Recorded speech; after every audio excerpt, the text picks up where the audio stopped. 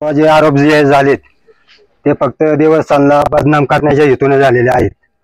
मला फक्त जे चेअरमन साहेब होते, जे बाकीचे लोक होते, मला त्यांना एवढा सवाल करायचा आहे, ठीक आहे राजकारण हे 4-8 दिवसाचं राजकारण निघून जाईल, पण तुम्ही लहान देवस्थानची बदनामी करू नये। तुम्हाला काय टिपा टिप्पणी करायची तुम्ही समोरच्या उमेदवारावर करा। जे उमेदवार ते आमच्या गावचे आहेत, पण तुमच्या बरोबर गेले 30-35 वर्ष ते तुमच्या बरोबर आहेत। त्यांना तुम्ही कारखान्याच्या बाबतीत 10 वर्ष चेअरमन केलं, बाजार समितीवर तुम्ही 7 वर्ष त्यांना सभापती केलं। मग तुम्हाला जर आरोप करायचे होते फक्त देवस्थानाच का केले, मग तुम्ही त्या कारखान्याच्या बाबत काय म्हटले नाही का बा कारखान्यावर आरोप यांनी असं केलं, बाजार समिती यांनी असा घोटाळा केला। हे जे केलंय ते सगळं हे चुकीचं आहे। फक्त राजकीय हवेशापोटी फक्त देवस्थानला बदनाम करण्यासाठी हे आरोप, जे काल परवाचे जे आरोप झालेत ते फक्त देवस्थानला बदनाम करण्यासाठी झालेत। आणि हे आरोप हे मी एक गावचा नागरिक म्हणून ते मी पण कदापि शक्य करणार नाही, कारण गेले 25-30 वर्ष हे थापलिंग जे देवस्थानावर जी वसुली केली जाते ती स्वतः मी 4-5 दिवस मी असेल, सचिन पवार असेल, आम्ही बिगर मोबदल्याचे इथं काम करतोय। इथं आम्हाला माहिती आहे लोकांना काय लागतंय, कोणाला काय हे असते। आम्ही 4-5 दिवस लोक आमच्या पाठीमागे हिंडतात। आता इथं विलास शेठ बोर आहेत पत्रकार, त्यांना माहिती असते, ते नेहमीच आमच्याकडे थापलिंग वरती असतात। लोकांना आम्ही काय सांगत नाही का तू निलावानी घे, इथं लोक सांगतात का ही जागा आम्हाला पाहिजे। मग त्याच्यामध्ये दोघांचा वाद, बऱ्याच जणांचा वाद असतो का बा ही जागा मला पाहिजे। त्याच्यासाठी लोकांचं म्हणणं आहे का बा हे तुम्ही इथं अशा जागेचा निलाव करा, आणि त्या निलावाच्या पोटी आम्ही सगळ्या देवस्थानच्याच जागेचा निलाव करतो। ते काय असं वैयक्तिक बा आम्ही कोणच्याकडून हे घेतो, याच्याकडून वाढवा पैसे घेतो, त्याच्यामुळे हे चुकीचं आहे। त्यांनी दुसरा आरोप केला बा इथं जास्त पावती असल्यामुळे रेवड्या, शिंगोळी, जिलेबी हे महाग असते।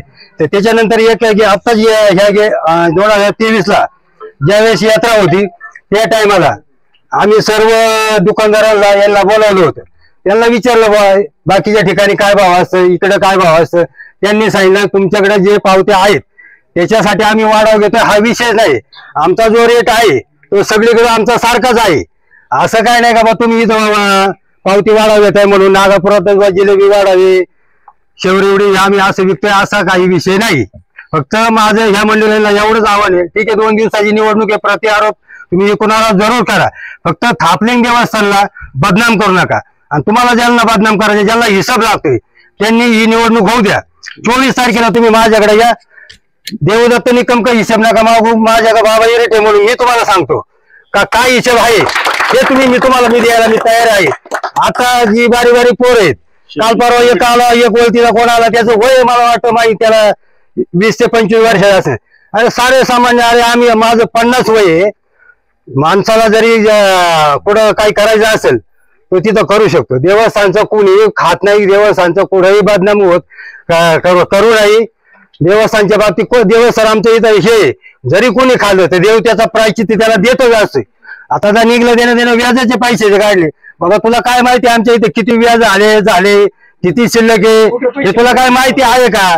लहान आरोप करण्यापेक्षा माझं म्हणणं काय आहे, ठीक आहे 2 दिवस तुम्ही जाऊ द्या, आणि ते ज्यांना कोणाला प्रश्न विचारायला असते ते देवदत्त निकमला विचारू नका, ते बाबा इरेट्याला विचारा, त्याची सगळी जबाबदारी मी घेतो। आणि जर काही त्याच्या अख्खा राजकारण सोडून देईन तुमच्या बाई, तुम्हाला सांगतो एवढीच माझी नम्र विनंती। तुम्ही कोणत्या पक्ष संघटनेमध्ये काम करता? मी कोणत्याच पक्षाच्या संघटनेत काम करत नाही आता सध्या। पहिले हा होते शिवाजीराव दादा आडवरावांच्या बरोबर मी काम करत होतो, पण आम्ही कधी असे जरी ते विरोधात होते, मी जवळजवळ 15 ते 20 वर्षे दादांच्या बरोबर होतो। त्याच्यानंतर चेअरमन साहेबांनी मी स्वतः इथं होतो, पण मला त्यांनी कधी म्हटलं नाही काही याच्या काम देऊ नका, त्याला इथं घेऊ नका, तिथं घेऊ नका। त्यांना माहिती देवस्थान जो काम करतोय तो प्रामाणिकच करीत असते।